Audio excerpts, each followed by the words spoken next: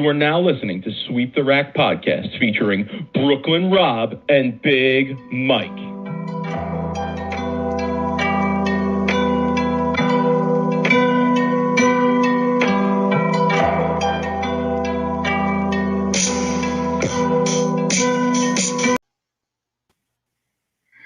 Rob, what's good, homie? Mike, what's happening, man? Just got out of the bone center. Got myself a midweek. Oh, dude, how could you wear that shirt? Yeah, you might need to cover your face. What happened? Is that Bill? Is that the Bill Frankie match? Explain the bet, Mike, so the fans who don't know. Yeah, the bet was. Hold on, let me fix my mic. The bet was if Bill wins. He lost, obviously. If Bill would have won, I would have gotten to design the board, Stu's board, for an episode of the Beef and Barnsey podcast. Obvious plug here as I'm wearing the shirt. So I would have gotten to design the board on Stu's side of the podcast for an episode. I would have loved to do that, actually. Probably would have criticized myself for picking Stu as comeback player of the year since he sucked this year. So I probably would have went in that direction. But nonetheless, if Bill lost, because I'm always backing our guy, Rob, you know that. We're always backing our guy. If Bill lost, then I had to wear their podcast shirt on the show. But I have to say, nice threads here. Nice threads, So I appreciate the shirt anyway. I guess it's a win-win for me. I get a free shirt out of it. Yeah, is that house hack bowling, man? Good day that you're with us this week. But what would you have wrote on the board? Do you know? I don't know. I told you I probably would have criticized myself for picking Stu for comeback player of the year. Like Big Mike's worst pick ever, Stu Williams for comeback player of the year. Or how about worst of the year, Stu? How about worst of the year, Stu Williams? Worst, Worst of the year. We would have had to collaborate on that. Hey, listen, Jeff Piershad's accusing me of selling out Bill. What are you talking about?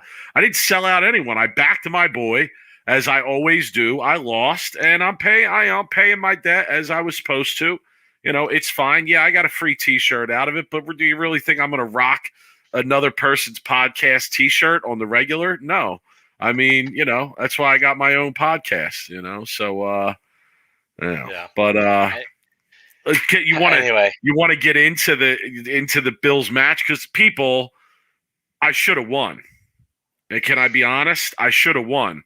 It was kind of outrageous that I didn't win. No, and listen, I don't want to be mistaken on the podcast. No disrespect to the assassin. I don't want the assassin coming and looking for me. I don't want him showing up in his 3-piece suit outside my house in a luxury foreign automobile with tinted windows waiting for me. I don't want that. But I gotta say, he lucked out against our boy, Rob.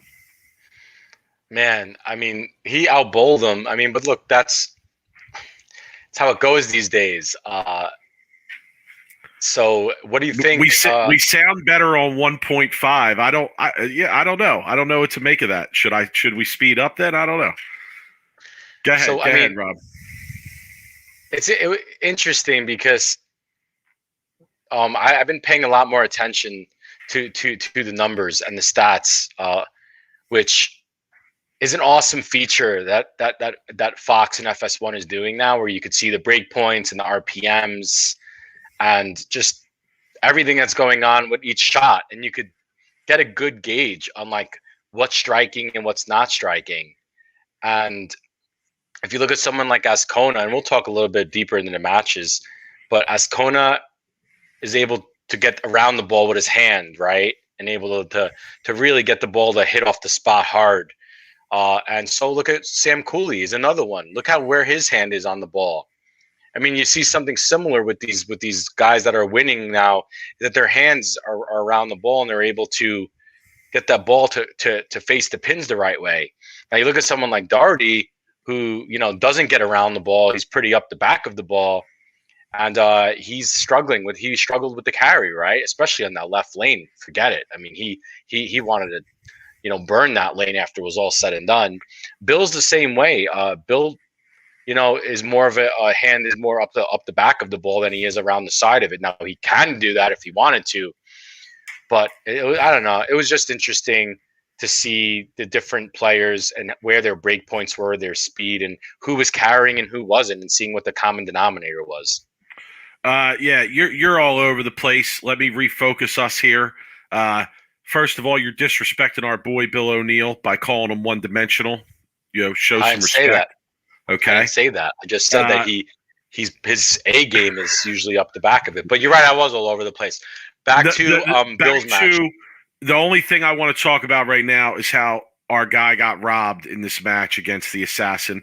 And again, I'm going to say it. I put it out on Twitter. Frankie Lavoie is the best one-handed bowler on the planet right now. Let's give the man his just due. He's the best one-handed bowler on the planet right now. He's the hottest one-handed bowler on the planet right now. He just took out the defending champion of this tournament. I also want to point out Frankie Lavoie, small stature, not the highest ball speed, not the highest rev rate, doesn't have a huge hand. It looks like his hands look rather small. Doesn't really have crazy loft game. I know he's got loft game, but he doesn't have crazy loft game. And he's the best one-handed bowler in the world right now. So where are all the people that are always crying, oh, two-handed, this and that? I mean, come on. It's at this point, it's ridiculous. Now, back to Bill getting robbed in this match. If Bill could have carried in this match, it wouldn't even have been close, honestly. He left a 7-10. My uncle, Mike. Yeah, well, he left a 7-10 in the first frame of the second game. He left several 10 pins in that second game.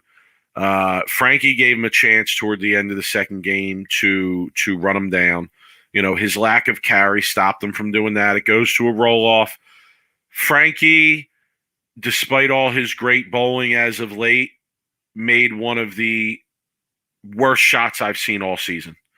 If Bill follows through and doubles and wins that match, what Frankie did in the fill ball there may have been the biggest choke of the PBA season.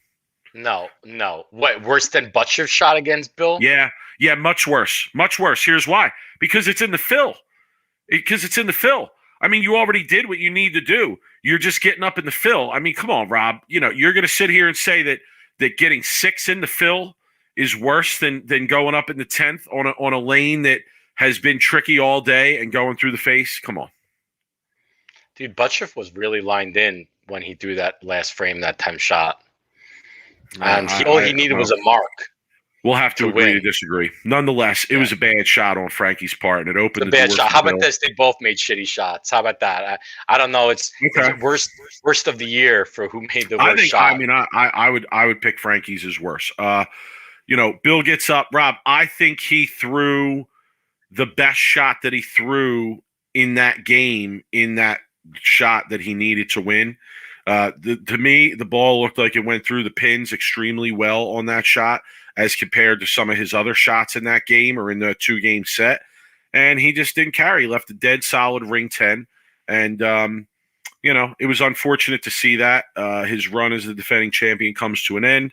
I end up wearing this purple T-shirt tonight, promoting somebody else's podcast. And, we move forward. Hopefully when they match up again, when the Assassin and Bill match up again, I'll take that action again, Stu. I'll take that action 10 out of 10 times, Mr. Williams. Hit me up. You got my number. Let me know what we're betting. Let me know what's good. So what do you think? What do you think of like that show? Do you want to talk about that show? You want to get into that show? Or we could talk about the other side of that show, right? I mean, it was Kyle Troop and Thomas Larson. The least competitive match that we saw over the weekend in these two shows out of the 4. Thomas Larson never really looked like he had the look that he had in the previous match. Yeah, 100%. Right? He had the same look. Like he was playing – no, hear me out. He was playing them the same way, right? But his reaction and particularly his carry did not look anywhere near as good. And it was obvious early on that he was going to struggle to keep up with Kyle. Kyle, as I said, I know people were criticizing me in the chat last week because They're saying, oh, he had such a low finish at the U.S. Open. Listen, if you don't see that he has an increased level of focus out there, I don't know. I disagree. I don't know what you're watching. I think he's out there with an increased level of focus. Perhaps his level of focus in a few events after he won that 250 grand came down, and I'll even give him a little bit of a pass on that, because really you should be staying on top of it for Player of the Year. But I'll give him a little bit of a pass on that. What I see is his level of focus is higher than it's been in quite some time since he won the 250 grand. I like him in this Final Four, Rob. I like Kyle Troup a lot in this Final Four. If we were betting on it, if I was allowed to bet on it, I don't know if we'll be allowed or not since it's this weekend and it's live. Even though Kyle Troup has cost us four-figure money in the past, Rob, Kyle, you're on the hook with us for four-figure money, dog, okay? Rob, I think I'd still have Kyle Troup going into this Final Four. Would you now talk about Thomas Larson and his look? Would you say that the reason why his look went away was because of Kyle Troup being two-handed, probably playing on top of him or left of him, when instead of when he bowled Dick Allen, who essentially was probably playing where Larson was, or a little bit like left? You know, I'm not sure. I'm not. That's a great question, and it would be interesting to go back and kind of see the difference between those two matches and how they were played. Can I make a different point in response to that question, though? And this was something that I wanted to talk about in general. I think part of what we saw in this competition, Rob, and I'm going to look for this weekend in the live shows too, is we saw professional bowlers go into a bowling center where they don't have a high level of familiarity with that bowling center. We saw this occur, and the players, we know, Rob, you and I know, just through our personal conversations with the players, there was not a ton of practice in this center before this event, okay? So you're talking about not a lot of experience in the center, not a lot of practice before the competition takes place, no qualifying to kind of figure them out and get the read on what's going on. And honestly, Rob, I think we kind of saw that in the competition, where you saw a lot of guys win a game and then lose their look and not know how to get it back, or not know what move to make immediately, as they usually do, to get the look back, right? Like in a normal show, if a bowler starts out with X piece of equipment, let's even say they start out with a piece of urethane, right? On the show, they start out with a piece of urethane. Most of the time, they're going to have a really good idea from the competition that week and their knowledge of the pair they're bowling on and their practice on the TV pair, et cetera, of what ball they're going to in that ball switch after the urethane. But I think in this competition, in the PBA playoffs here, I think those moves have been tougher for the players. And I think that it's been more inconsistent. And I think that we have seen that in terms of the results. Yeah, I mean, that's a good point, Mitch. Now that you think about it, Thomas Larson's look was on the fresh when he bowled Dick Allen, and then he bowled on the burn.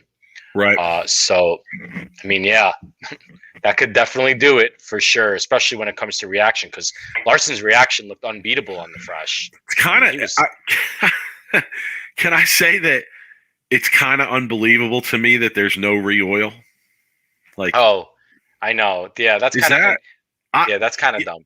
I'm going to be honest. Up to this point of somebody just saying that, I didn't know. I didn't know they weren't re-oiling. You know, no, it was the burn. I didn't even realize. Yo, that's ridiculous.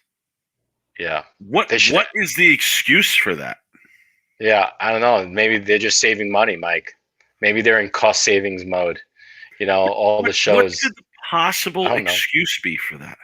There's no excuse. They probably did it on purpose. I mean, that's the only like reasonable answer, right? Like they did that on purpose. No, they figured they would just run it once for the show, and then they'd have two matches. Why would they have to rerun a fresh pair right before like the second match? I guess I'm just saying. I mean, it's like, could it have been because the first show was live and they didn't have the time to do the first two shows were live? Be something. And they didn't have the time to rerun them in between, and then wanted to keep the same thing going. It's got to be something. Yo, that's ridiculous, yo. That drives me crazy. If it was on the fresh, honestly. Now that you think about it, if all the matches were on the fresh, Thomas Larson would have had a really good chance against Kyle Troop. But him bowling Thomas Larson bowling Kyle Troop on the burn is a complete disadvantage for Thomas Larson because Kyle Troop probably loves the burn. He can move left and he could just hammer on it as a two-hander. I'm a one-handed player, Mike. I'm a traditional one-handed player. The time you really want to bowl a two-handed player is when they're fresh and when the back ends are really, really hooking a lot, and where you could throw resin so that you could kind of match up against their urethane.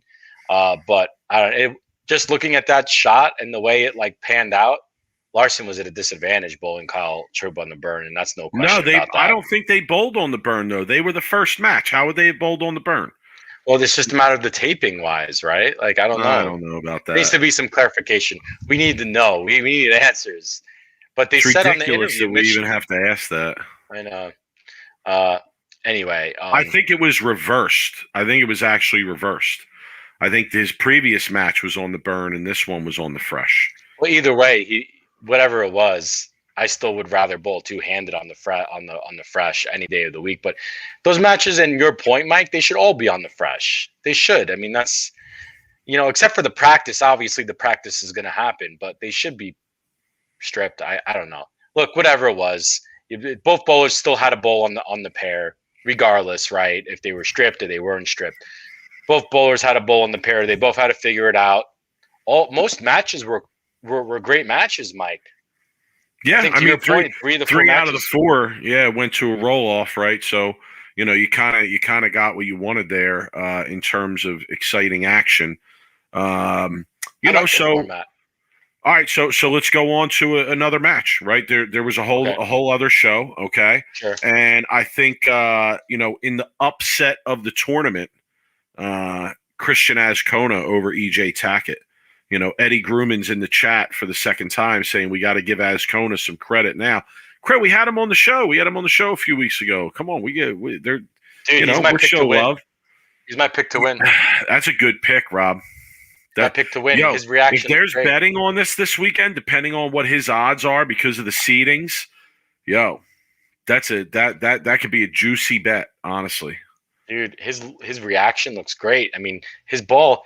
Hate this, I always used to get yelled at by Barry Asher when I used to talk about matching up. But his ball roll and everything he does matches up to what's out there right now. He had a good look the previous week when he bowled Vi and he upset Vi, and now he beats Tackett. It's interesting to see how great he is when he could just kind of move left and just kind of feel he has that soft feel out to the right. Dude, Eddie Grumman loves giving you shit, man. I know Eddie Grumman's in the chat saying that I haven't backed him. I mean, Eddie. In his defense, though, he has picked him from the get-go. No, I didn't pick him. I mean, Eddie might have picked him. I didn't pick him. Okay. Eddie did. And I mean, Eddie, he was bowling Chris Vi, okay, hottest bowler on the planet, and then EJ Tackett, every year, everything, right? So, tough to make those picks. But listen, shout to Christian Azcona. Dude, taking down giants. He's taking down giants. And, you could see he's hungry. You could see he wants it. You can tell. You can tell that he wants it. So I think that's a good pick, Rob. You think he'll be allowed to bet? That. I don't know. Mark in the chat is saying it's a juicy bet, but Fox Bet will max it out at $13. Yeah, you're right. They will. Dude, it'll be a small max. Our audience knows us. Our audience knows us so well. Check the chat. My guy, dude. Jonah popping in the chat. That's my Bowling pick. For I jumped on the bandwagon. I jumped on the bandwagon, man. G's, man. Good luck this week. Good luck this weekend, Christian. Let's talk a little bit more about Christian, because what was more impressive to me is that he beat EJ Tackett at his own game. Honestly, EJ Tackett's game, right, he's likes to play left to right. He had a higher rev rate. He didn't though. Wait a second. He didn't play left to right though, and that was the problem. Yeah, well, that's the thing. That was the mistake, and I don't understand that. I don't understand the strategy behind. Right. And here's another. And listen, I'm not a ball rep. I don't know. You criticize me if you want. Rob, would you agree that the vast majority of players on these shows have been using very high pin bowling balls? Yes, it definitely seems that way. Just trying to look at some of the layouts. That's a good point though, Mike. Right. Where you What was EJ Tackett using? Pinned down pin right below down. the fingers, right? So But here's I a good saw question that. though, Mike. Yeah, go ahead. It's a good point. Would it be cool if the show started showing the layouts of the bowling balls that the players were using and what surface they had? You know how like you have the numbers up. I'm just saying, like as a bowler, like I'm sitting there trying to like figure out what kind of ball this person's using. And they'll say it like they usually put the list of the bowling balls when they're bowling. Wouldn't it be cool if they showed like a picture of the layout where the pin placement is and because there's a lot of bowling nerds like you and I that would be interested to see like how far their pin is from their pap, right? And just like kind of like stuff like that where you could like start looking at the ball reactions in a little bit more technical way for the bowling nerds, right? Like us. Just a point. I don't know. How do you envision them doing that? Right? Do you Just a envision picture. it? Okay, all right. 3D, If you're a 3D ball, like all right, I mean, circling, if you're gonna put it up with the other stats, I would say yeah, do it right as like okay, here's their ball with the layout and the specs on it, so yeah. people who know what they're looking at can see it. I wouldn't want to see like extra time taken from the show to do that. Right, obviously we've talked a lot about it. Like cut out the Kimberly Pressler interviews and show the ball layout. Yeah, or like cut out the intros. I love the intros. The intros are the shit, yo. Seriously, I love the intros. The best thing they've done in quite a long time. It's like Kimberly loves balls, and they can have her like hold. Oh my god. Have you not like gotten in enough shit with her already? That you want to go down that road again. Dude, I'm going to say I do not support any of his banter over here about any of this. Have her hold the bowling ball and show the layout. I think that would be a pretty cool. No, interesting. Not at all. Let's see. There's a couple things in the chat here to highlight. House Hack Bowling is saying, last week I said I was on Dougie Vision. Where can I find the video? I don't know, man. That's a good one. Maybe hit up Dougie and ask him to send it to you or Mike's appearance on Dougie When Vision? Was it? I mean, it was like, man, it was a while ago. I know that's some quick money I made and everything. That was the easiest money I ever made. Because I always give you action when I have action, but when Rob has action, I don't get the action. So just keep that in mind. I get shit for a $25 pool that I put in. I'll never hear the end of it now. Keep that in mind with betting maybe coming out this weekend. Dolan, that's a good point, Randy throwing out the layout of the bowling ball. I mean, even if it's just like a quick picture of it, I just think it would add a little bit of an element to the bowling nerds out there like us that want to see layouts and want to see what surfaces these guys have on the bowling balls. I don't know. Okay. Mitch Young is asking, so with Doherty out, does that mean player of the year is between Kyle and Frankie?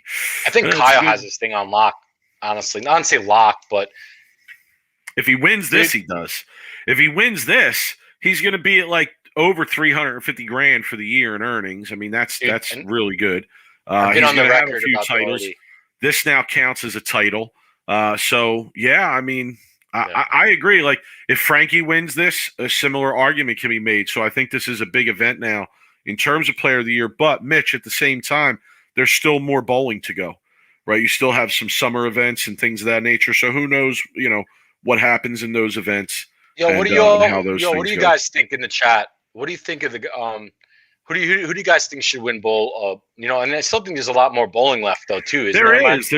There's really too much bowling left to say that it's going to be locked up. I mean, if Kyle Troop wins, he really, really has his foot in the door, and it's going to be hard to supplant him from that position. But if he doesn't win, and let's say Frankie wins, I would say the same about Frankie, but you'd still have Kyle and maybe even Tom Doherty with an opportunity to chase him down in the summer events. Okay. And if neither of those players wins, then I think the door is still open for all three of those players. Right. So I don't want Doherty doesn't qualify as player of the year in my canon. I don't know. I don't care. Jeff is saying the majors are over. The rest doesn't matter as much. I disagree, Jeff. There's still going to be titles. At the end of the year, titles are titles. So I kind of disagree with that. Rob, your stance on Doherty is because of his lack of participation. Yes. U.S. Open and the Masters. That's the two. It's a terrible take. I mean, it's a terrible. What Like, do you mean? if he wins enough to win it anyway, doesn't No. that make it even more impressive? See, but like, okay, here's the thing. No, because Kyle Troop finished 96th at the U.S. Open. So, but actually, by him bowling the event, did that hurt him in the Player of the Year when Doherty didn't bowl? Does that hurt I him don't for think Player so. of the Year? No, But I don't. I mean, I don't know. I mean, I don't. The players vote, so I can't speak to how all the players and the members look at it. I wouldn't look at it that way. I'm only going to look at the accomplishment side of what they did. You know. that's a good question, though. I would love to ask some players, what their stance would be on Doherty not bowling the U.S. Open and Kyle Troop finishing 96th. What does that? How does that weigh in the Player of the Year voting? Okay, fair enough. Fair enough. So, Yeah, all right, let's I love let's that go to the debate, last match here. Let's go to the last match here, right? And Okay. solidify this Final Four. Sam Cooley, Tom Doherty. Oh, wait. Again. Hot take. Listen. Hot take. Oh man, is that Man. through the players? Chris Lutz, has Tom done anything outside his home center? I'll answer that question with a question. Is it his fault? Was it his decision to bowl there? No. I mean, no. But it was his decision not to bowl at the U.S. Open and the Masters. Yeah, and I told you I disagree. I don't think he should be punished for that. If he has the statistics to be there at the end of the year, he shouldn't be punished for that. Now, if it's close, and you want to give the nod to somebody else who had a decent performance in one of those tournaments, I'm okay with that. But yeah, I don't know. So yeah, but it's not his fault, Chris. He didn't pick the center to bowl in. The PBA said this is where we're going to bowl. He took advantage of it. More credit to him. There's a lot of guys who get to bowl in houses that they're familiar with that we have no idea about it because they don't win and a big deal is not made about it. So, So here's my question to you, Big Mike, because I know what your answer is going to be, and I'm going to chew you out. What title weighs more in the Player of the Year voting? The PBA Playoffs or the Masters or the U.S. Open? Like if you were the Masters U.S. Open. Well, I know where you're gonna go with this. Right? I'm just asking a question, Mike. And that's Masters that's or Open question. Or the playoffs. That's a tough question. But because you want me to take this side, I'll take the side. No, I don't do it on my behalf. And say PBA playoffs. Oh, because my goodness. it's 100 G's. Okay, number one. And we're bowling for money, right? I would also say PBA playoffs because you have to bowl well the whole year to even get there, especially this year with only 16 guys going in. Sure. I would also point out that the format was a little bit tougher or truer to win this year, especially going into the Final Four or the Final Two this weekend, Rob, which is going to be a best of 5. Guys, we're going to get to see a best of 5 for 100 G's. Best of 5, 100 G's. Let's go. Okay? So I would put more weight to that. But go ahead, Rob. Take the traditionalist side here, Rob. Well, look, you do make a really valid point, and I'll let you know when you make a good point. It is harder to get into the PBA playoffs than it is to, make the top 24 at the U.S. Open, right, or the match play in the Masters, because you're right. You have to be great all year. I mean, look, there were a lot of great bowlers that didn't even get into the playoffs, right? I don't think Belmo. I don't think was close to not making it, wasn't he for a while? But look, the U.S. Open this year, I think the Masters, honestly, to me, is the tournament that needs to weigh a little bit harder because of how hard the conditions were at the Masters. Okay, the money is, is the money weighed in during Player of the Year voting when the players vote? Yeah. Do they take into account for the fact that Kyle won $250,000 in one tournament? They should. Yeah, I'm absolutely sure it's one of the stats that's listed. It has to be. Come on, it would be ridiculous. So here's a question, Jeff, my brother posts: should the playoffs be considered a major? That's a valid question. Should it? I'll tell you this. I mean, I'd be okay with it just because of the money.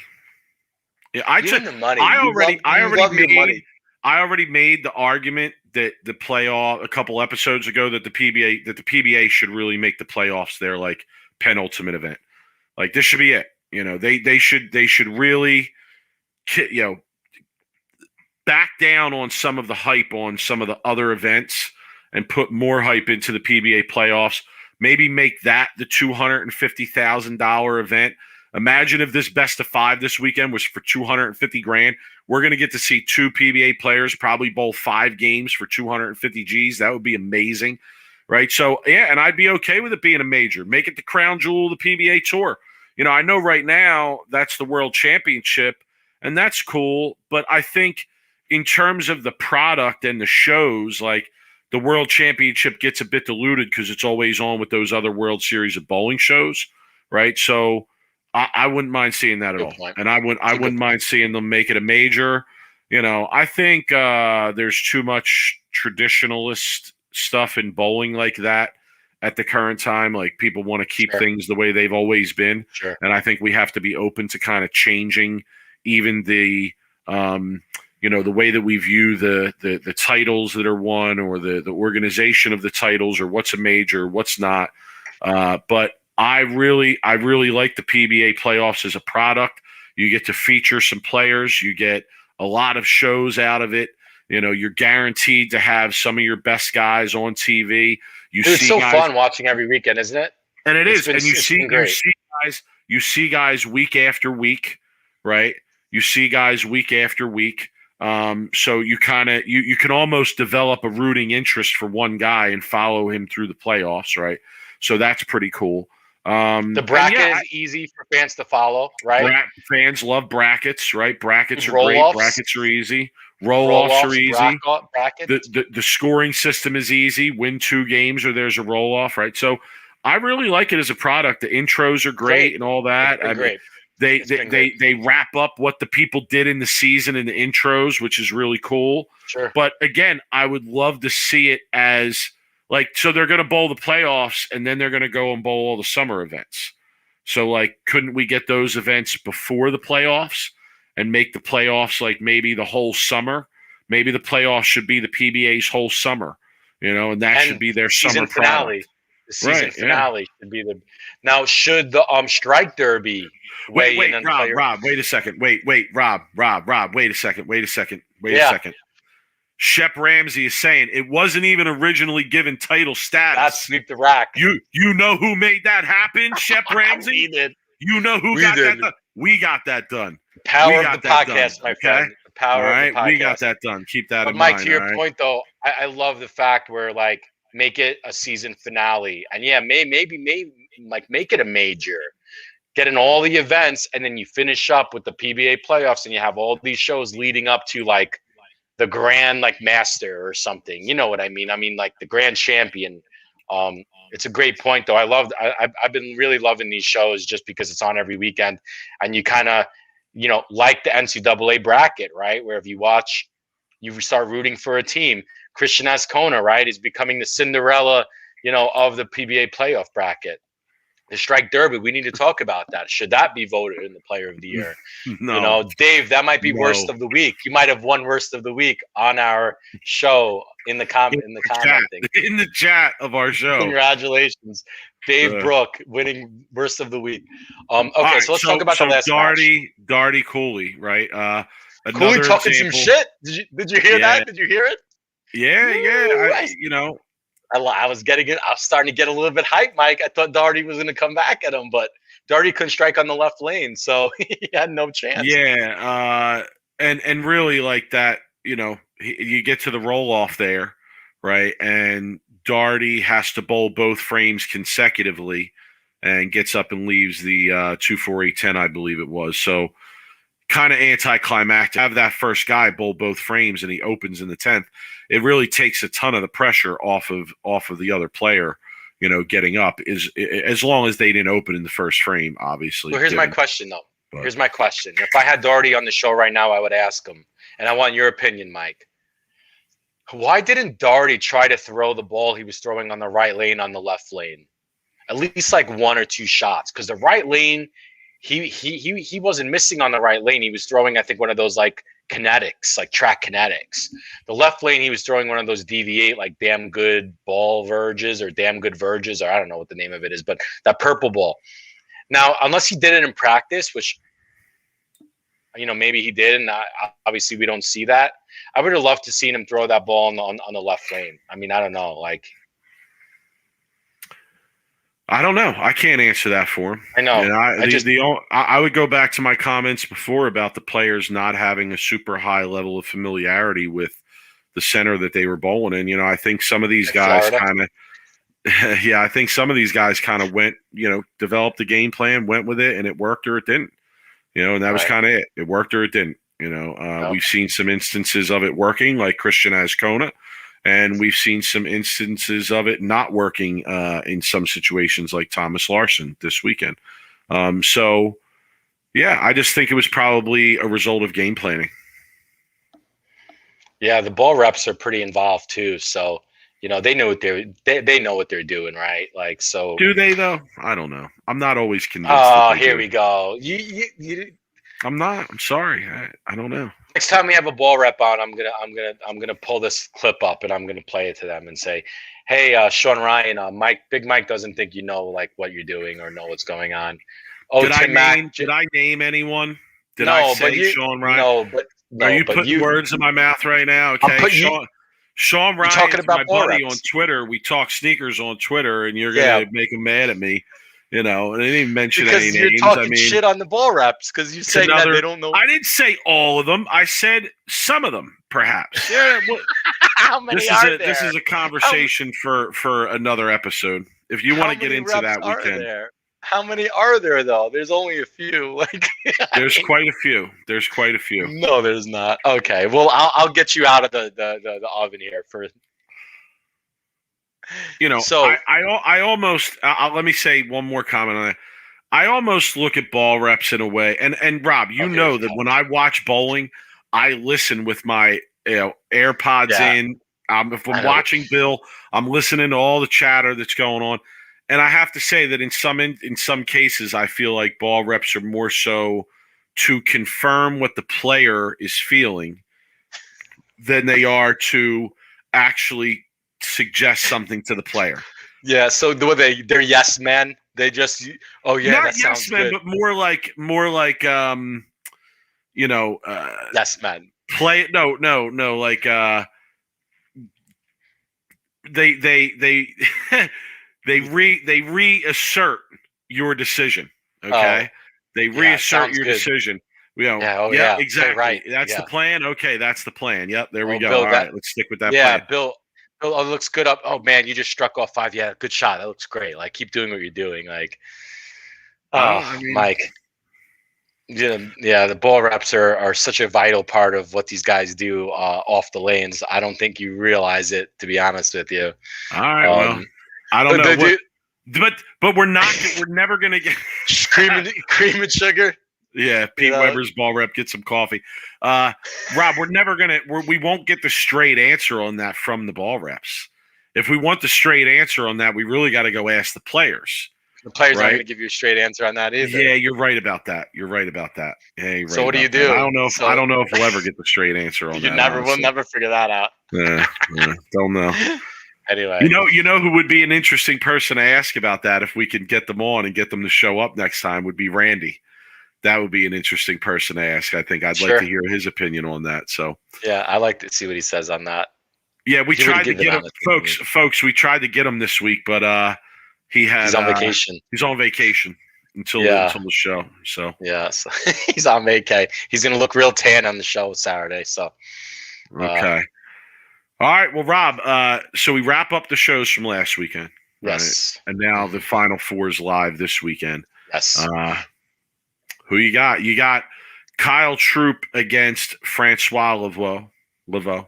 And you have Christian Azcona against Sam Cooley. All right, who you got? Okay.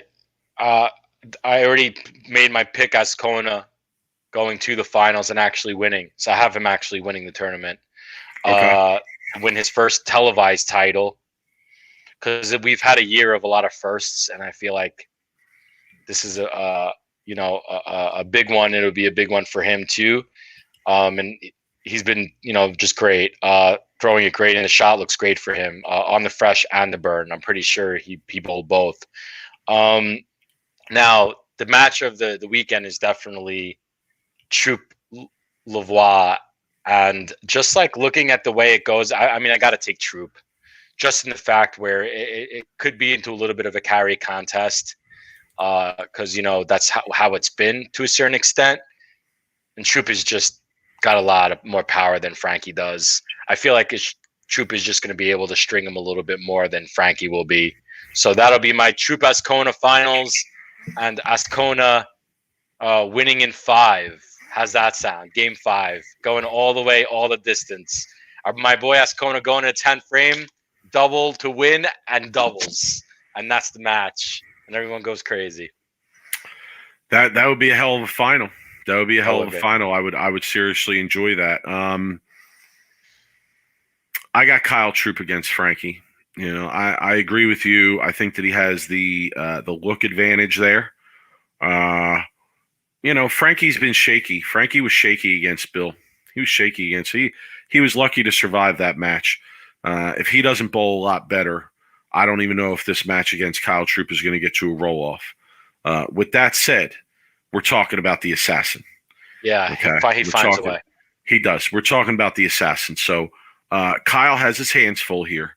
I agree with you, Rob, that side of the bracket is clearly the heavy side of the bracket. Heavy. Okay. It's going to be hard for me to see the person who wins that side of the bracket not winning the event. So I'm going to take Kyle Troop in that match against Frankie. I've said all along that I think Kyle Troop is he's really on his shit right now.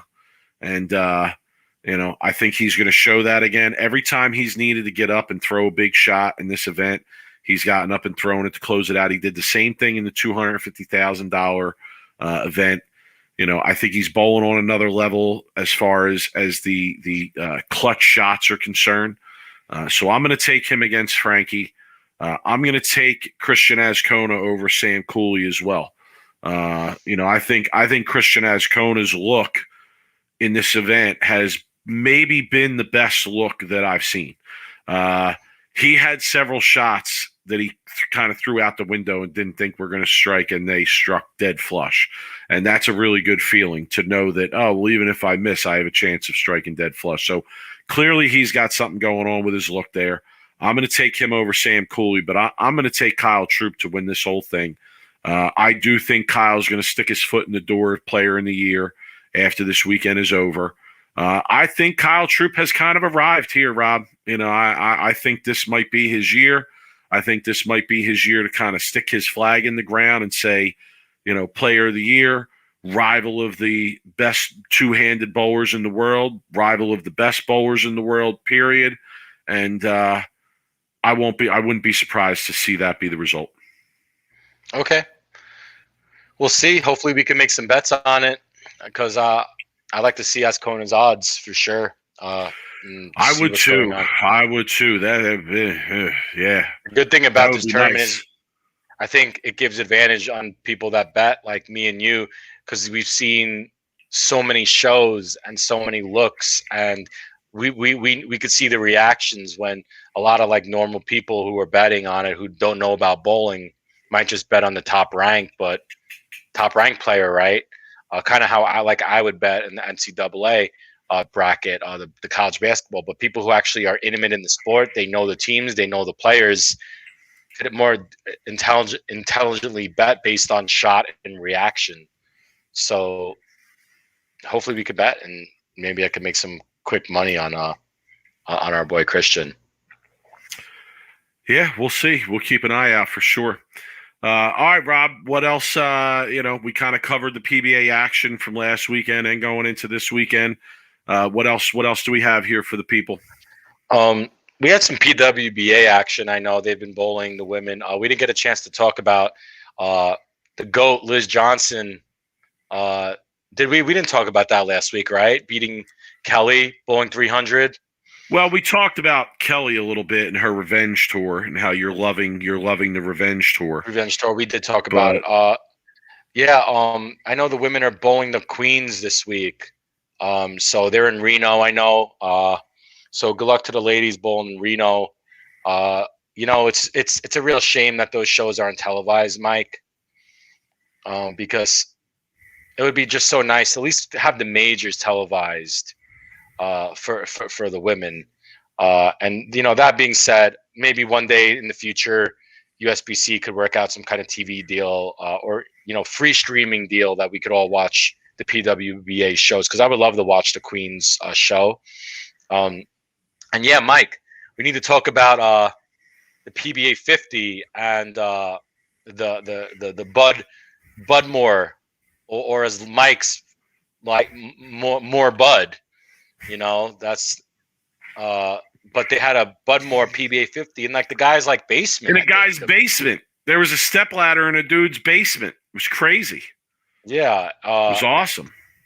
And so fun fact is the guy who won, I'm bowling with him in the USBC team tournament this weekend. I'm pretty sure he's on my team. Not really sure, but he's in my group of 10. So that'll be cool to bowl with a freshly champ PBA 50.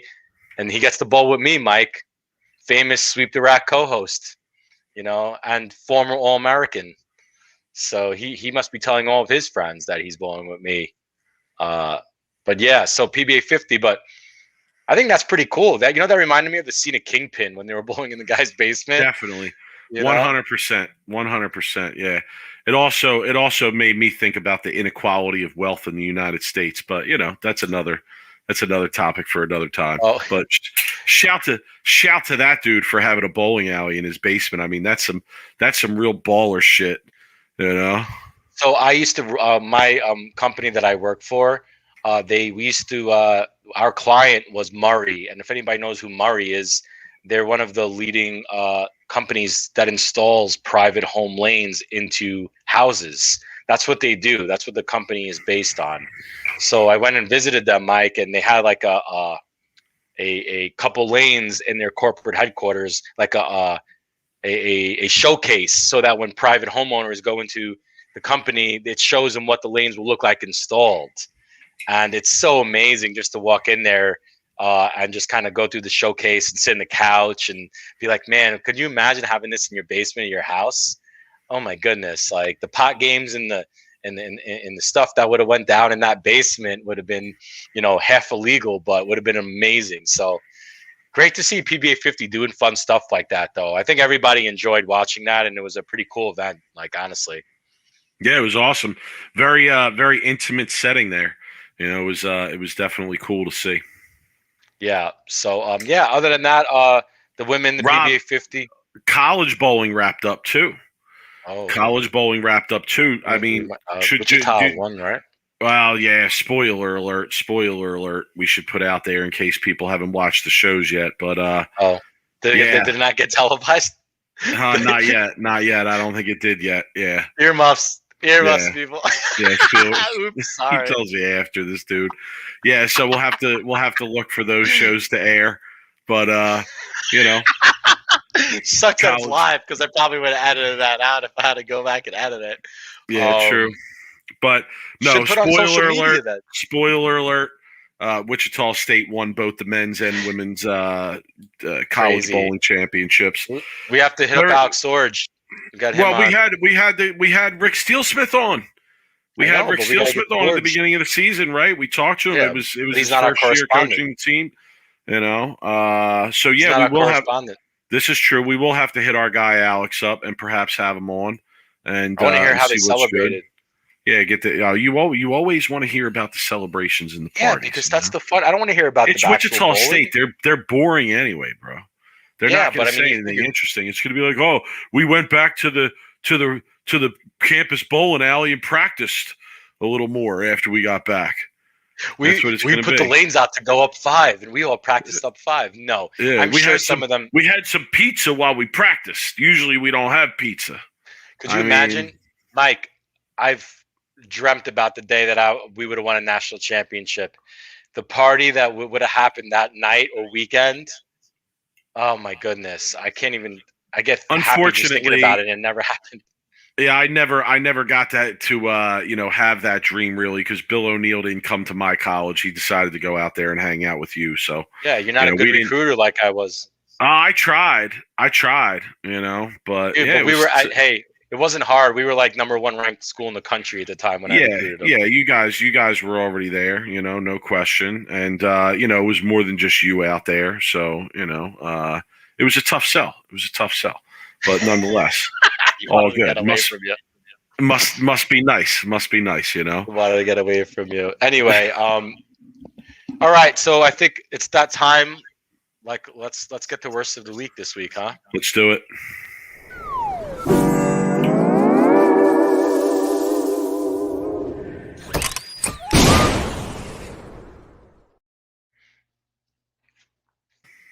All right, Mike. I'm gonna go on my worst of the week tangent this week. So this is pretty much worst of the week across all group message boards. USBC message boards, Storm Bowling fans, any message boards out there. When someone puts a video of themselves bowling, especially the USBC message board, and asks the people to help them get better, what can they do to get better?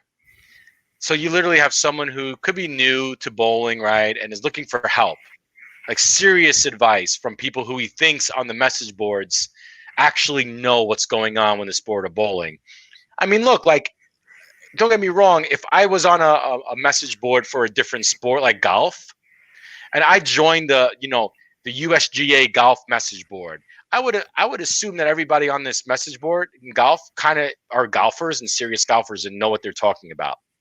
Anyway, you get these guys who are people who don't really know about bowling, and they're putting up a video of themselves bowling, and they're not very good, and then they ask advice from people, and then the advice that comes in from people who actually think they know what they're doing, and I'm sitting there reading some of these advice. It's terrible advice. It's terrible advice. Dude, it's terrible advice. I've seen some of the craziest pieces of advice, and then this poor guy who put a video up responds like, yeah, you really think I should do that? And then they get into this whole conversation where this guy is just telling him completely and everything wrong of what, like, he's giving him the complete opposite advice. There's usually a dozen people telling them something wrong. Everyone's got to chime in. They think they know what they're doing. Everyone's a coach. Everyone has their certified, Yeah, but doesn't so doesn't that reflect bowling though? I mean, seriously, doesn't 100%. Doesn't that idea, the fact that everybody thinks they know, reflect bowling very well? It does. Like, this is the kind of shit that I love to get into, because what you're highlighting here to me is like a huge problem in our game. Because 100%. everybody thinks they know. And there's not enough knowledgeable people in the game who are willing to speak out in a kind way and in an educational way and say, no, that's not correct, and this is what's correct, right? Right. So because scores are inflated and averages are inflated, people bowl a 300 and think that that's a measuring stick in some way. Every Tom, Dick, and Harry thinks that they know bowling, that they know what to do. They understand how to be successful at bowling. And, there's so much lack of quality knowledge out there. I saw it as a high school coach. I see it now as somebody who just bowls and is involved in the game. And yeah, I see it on the USBC message boards like you do, Rob. It's pretty crazy. There are outlets out there to get, real advice or good advice. If you want them, just hit us up and we'll send you in the right direction. I just want to respond. You'd actually be better off just sending your video to our email inbox, and I will give you a breakdown of your game, and it has a way better chance of being correct than what you might get on the USBC message boards. I just want to respond to every video and says, please visit Mark Baker Bowling. He's giving virtual lessons. Honestly, like, that's really what it comes down to, and that's the reason why Mark Baker is so successful at what he does, because he's only a lot of these people are so bad though, Rob. Like, I don't even know if they're ready for Mark Baker. I don't know. Yeah, I mean, he works. I mean, I've seen him work with all kinds of different his oh, I know. 90. I say that full well knowing that he's worked with bowlers of all levels. But Rob, some of these videos are like tear down disaster shows, bro. Oh, well, that's where you make know your what I'm most money saying? is if Like, you're Mark Baker. That's where you make your most money, like people that are, in their 130 or 140 averages compared to you guys that are in your 220s or 230s. I shouldn't say averages, because that's not a measuring stick of if you're good or not, right? I should say like people who are actually on a high level. When I talk to him and I've had numerous conversations, he loves coaching the highest level of bowlers because that's where he was as a bowler and a coach. So he loves to be able to coach someone like a me or someone who, is on the highest level, well, used to be, or a Barnes-ish, a Bill, because he could talk to that. He doesn't have to kind of bring down like what he's trying to tell them or bring down to like their level. But look, he'll make a lot of. That's why guys like Mark Baker make a lot of money, because there are really select few people out there that really understand the physical game and are very knowledgeable. Now, I think that is a big problem in the sport, because golf, like golf, you could go to any probably pro shop as a golfer, and you can probably get pretty good coaching in that area. There's probably somebody in that area that's a pretty good coach or gives good lessons, and they're very good. Bowling, if you walk into a local pro shop and you ask for lessons, it's a 50-50 shot that you're going to get somebody who really understands and knows what they're doing, honestly. yeah, but that's also because in golf, when you ask somebody what their handicap is, it's real and a real reflection of how good they are. The other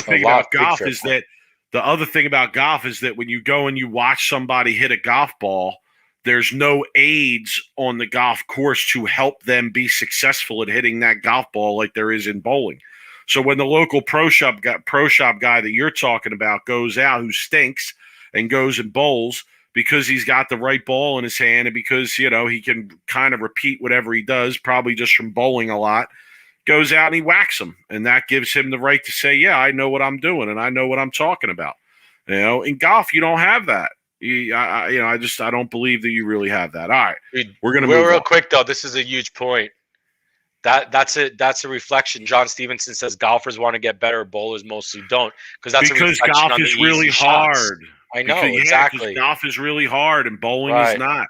Bowling, if you just do it long enough, it's almost at the point where if you do it long enough, you're bound to get lucky and have a 300 or a big series that really keeps you going and makes you feel like, oh, see, I did everything right there. When really you didn't do anything different than what you normally do. Mike, you simply just matched up or whatever it may be. Do you know how many bowlers that I've watched in my day in the high roller that are 230 averages in their home house, and they go out to the high roller and they can't break 140, or vice versa, going to bowl the U.S. Open? Because what happens is you bowl in your home house. It's the same shot every week. You're able to, in this day and age, keep drilling bowling balls until you find one that rolls good in the house. And then you're staying in this, you're doing the same thing every week, and you end up averaging 220, 230. And then when you go to the high roller or the U.S. Open, guess what happens? You can't do that. Your 15-5 ain't going to work. And then you average 130, and then you never bowl the U.S. Open ever again, and you just stay in your home house because you don't want to be humiliated again. It's so much worse now. I mean, it's what you're talking about, but it's like it's on a level of they bowl in the house league and average 240. It's not 220 or 230 anymore. It's 240 or 250, and then they won't even bowl in the sport league that's in the same house a different night. Right. I mean, that's how bad it is. Forget about the high roller and the U.S. Open and all. You don't even need to go that far to have the experiences that you're talking about. And people still aren't willing to have them. The reason people want to get better in golf is because golf is a really hard game. And if you don't get better, if you don't try, you're not going to get better. In bowling, again, all you got to do is just keep doing it. It doesn't matter how bad you are at it or how technically unsound you are at it. If you keep doing it and you learn to repeat what you do, because you only have to repeat one or two things accurately to strike a lot, you will experience success at one time or another. That Let me is ask you not a true. question, though, That is Mike. not true about golf. That's not Mike, true. let me about ask golf. you a question, though, because if you go to the driving range in any decent day, you see a lot of people trying to get better, and a lot of people taking lessons. They're at the driving range, are getting better. So why does it like bowling have the stigma? And we've talked about it on the show, where if the U.S. if a local bowling center put out really hard shots in a local league, first thing everybody says is, well, half the league would probably quit, right? But why is that the mentality of bowlers to quit when the shot can get hard? But golf, when the shot, when golf is hard, you don't see a lot of people quitting golf because of it being hard. I mean, that's a valid question, right? Why are bowlers quitting because the shot's hard, but golfers are actually practicing more when the game is hard? My answer to that would be because bowling for a long time now has cushioned things for the players where golf never did, right? And it's created whole generations of bowlers, regular league bowlers who only want to bowl good scores, right? Whereas golf, you never really had that. If you want to be a good golfer, you got to put the time and the effort and learn the game. It's not really true in bowling. So you think that bowling needs to get to that level where bowling is hard, right? I say it all the time. Bowlers want to get better. I say it all the time. I said on Twitter the other day, I put out something saying something to the effect of like, bowling continues to get easier and easier and no one's doing anything about it. Like, why isn't anybody doing anything about it? Like, we all know it's a problem. It's gotten worse and worse since, Rob, we were in our teens. It's gotten worse and worse since then. Okay. And no one seems to be wanting to change it in any way or stop it in any way. Not the USBC, not the BPAA, not the ball companies, nobody. So I put that on Twitter, and Josh Blanchard came back at me and said, well, what would you suggest? And honestly, like, listen, I'm not an expert. I don't claim to be, I ain't in some powerful position to make change or something like that. But I did throw out to him that, yeah, I think we need to tear it down and start with what's left. If the people want to leave because they're not easy anymore and they don't want to get better, they don't really want to learn the game, then good riddance. Goodbye. We'll deal with what's left. We will take the grassroots people that are left and we will build them up and build the game back up from there. And I might be crazy. Yeah, I might be crazy for saying that, but I really do truly believe that. I think that if you somebody said earlier and you highlighted it, oh, bowlers don't want to get better. I disagree with that. I do think that there are some bowlers. Yeah, there are small sects of bowlers out there that want to get better, right? It's just not a widespread thing because you don't have to do it by choice, right? You can go back to the easier shit and get better there and have experiences with much less work. Whereas in order to get better in the real game, you have to make that choice, okay? And that's not a choice that a lot of people are going to make. And that's why what John said is generally true, right? Mostly, but I do don't want to get better. Yeah, I do, and I agree with you, John. I agree, but like I'm just saying, there are small sects of bowlers out there that do want to get better and do want to experience that side of the game. So I say tear it down, like a phoenix. Let it burn to ashes and rise back up out of the ashes. Right. That's what I say. That's what needs to happen. Seriously. Or let's go grassroots, right? And let's all get out there. Let's all start a sport league in our local environment. Let's all go on our local Facebook pages and say, hey, if you want to come and bowl on something real and something challenging, if you've had enough of the fake side of the game, the recreational side of the game, come do something. Call some people out. Go on your local Facebook page and say, hey, all you 240 league average bowlers, why don't you come and bowl on something real? They don't show up. Yeah, I know. Well, then let their ego take a hit that way. Let their ego take a hit that way. Look, realistically, anybody who's tried to run a sport tournament or put out a decently tough shot, nobody shows up because nobody's prepared to bowl them. Because, look, it's just a vicious circle, but I agree with you.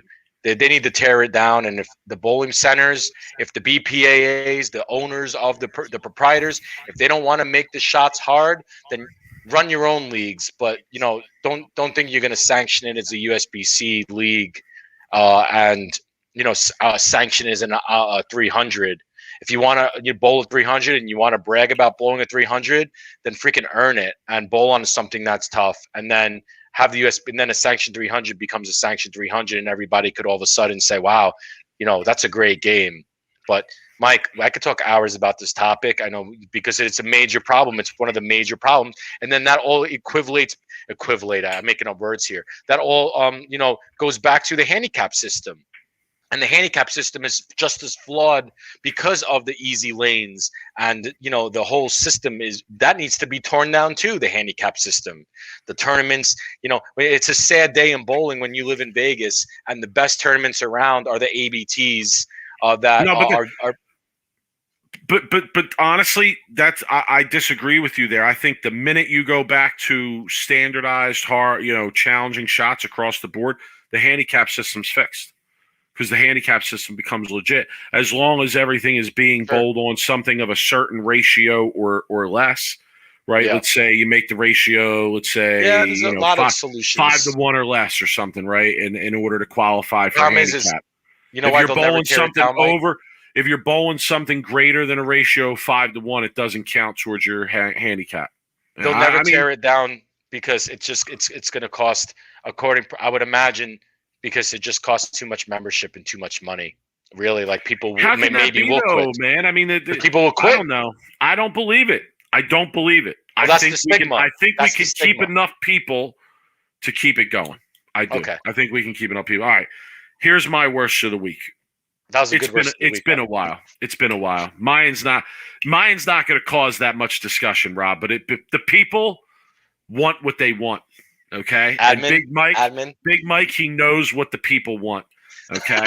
And it's been a while. It's been a long time. And man, my man Tim Buck was on fire this weekend. Dude, he was ready to ban everybody. He was going to tear it down. He was ready to tear down the board. He was ready to tear down the USBC discussion board. Okay, so I have 2 posts. I got 2 posts. Here's the first one. Tim Buck, admin. Posting a video to make fun of someone is not good. And it had a link to another group. It was removed and poster muted for breaking group rules. Man. Here's the second one. Here's the legendary post. Here's the second one. Tim Buck, admin. It seems it's time for some to review the rules under announcements. We are not a buy and sell group. That includes selling on someone else's post. 4 people muted this weekend for that.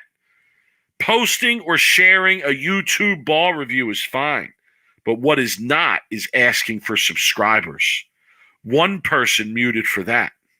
All of this is in the group rules. Please follow the rules. Yo, Tim Buck. Man, you guys need to get your shit Hall together. of Famer. Listen to the legend. The legend. Famer. I mean, my man, dude. Tim Buck. Congrats, Tim. Again, congrats, Tim. Do you think they announced him before he bowls his squad? He was muting people left and right, yo. He was muting everybody. They should. When the USBC tournament runs, you get announcements and you wave. You think they announce him as what he does is he walks around the tournament. That's what he does. He walks around the tournament and says, "Admin, no drinks in the settee area." But a whistle. Admin, your ball has a weight hole. It's not allowed. Admin, you need to be on this lane at the proper time. Admin, your mask is not pulled up. Okay, so my man Tim Buck. All right, Rob, wrap it up. Legend.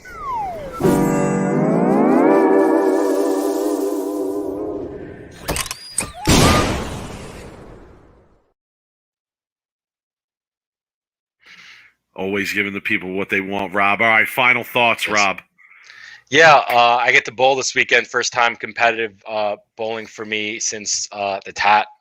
I get to bowl the Bowls Journal Saturday at the Orleans, bowling the USBC team tournament Sunday night, and singles and doubles on Monday night.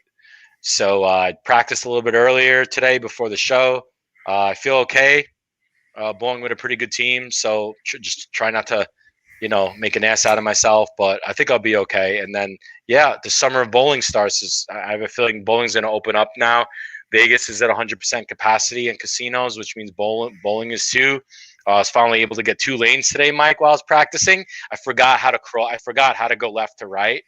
But that was exciting. So, hey, I'm ready to go, man. I'm back.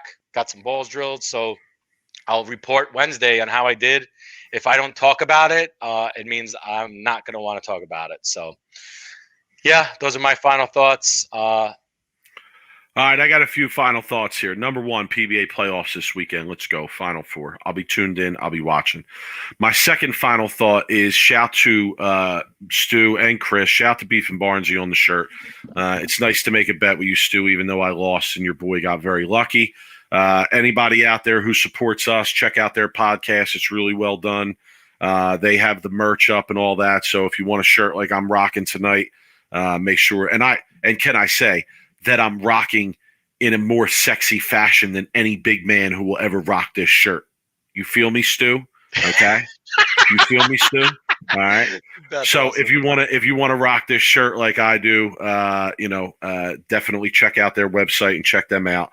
My last final thought is this, Rob, and we talked a lot about, the game and scores and this is a topic we're always on, that. Right? I saw the Hammer Bowling Group webpage. The post came up about a guy from New Jersey, who shot 876 at Parkway Lanes. And Rob, it happened to be the same person who I bowled my action match against on Dougie Vision. 876. I mean, amazing series. But Rob, just recall that in that action match on a U.S. Open pattern, I don't think he finished the 4th game out of frustration of lack of scoring. So, listen, I mean, this is where bowling's at. This is where bowling's at. It's a microcosm of an example. But when I saw that pop up, I was like, oh man, that's a monster series. But there's also another side to that. And I think that goes on across the board in the game, like we just discussed a few minutes ago. And it's tough, man. Tough. I think major changes need to be made. Let's bring it back to where scores really mean something. Thank you, Stu. Thank you, bro. I didn't need you to tell me that, though. I know that. Thank you, Stu. Appreciate by the way, Stu, I watched your show of you reviewing the USBC patterns, and actually, it was a great show. I definitely took some notes on what you saw out there. So, man, keep putting out good content, because guys like me love to watch your show and get a good a view on what's going on out there. So, keep doing what you guys are doing. Mitch Young, do we pay people? Mitch Young, we spend money on this podcast. Yeah, okay? I'm not making any money. I'm losing money. We spend money on this podcast. I embezzled $240 from Mike last week. What are you kidding? He did. It was actually 120, but that's okay. I'm blessed. That's what I got to do, man. That's what I'm blessed. He's probably going to take it and put it in brackets this weekend and not offer me any of the action, and he'll probably whack them. And you don't want any make money from them, and I won't get any of the action. So you don't want any of my bracket action this weekend. It's a one-way street around here. That's fine. It's cool. Hey, one way is the only way. One way is the only way. It is what it is. So, all right, listen, guys, enjoy. Rob, good luck bowling this weekend. Man. Appreciate it. Good luck. Somebody's asking when's our next podcast. Every Wednesday, 8:00. Check us out. Enjoy the PBA playoffs this weekend. Yes, sir. We'll be crowning a new $100,000 champion. 2 live shows. Rob, let's try and get the winner on, man. Let's try and get the winner on. We haven't had a guest in a while. Let's try and get the winner on. All right, hopefully it's Christian. See what's good. Stu and Chris will probably sweep us on that.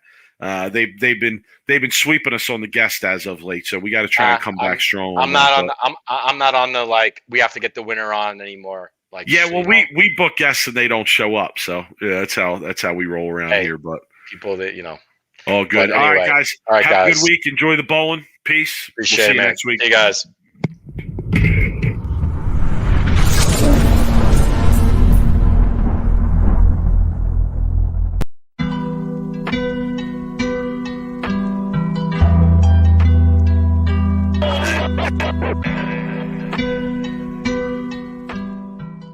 You are now listening to Sweep the Rack podcast featuring Brooklyn Rob and Big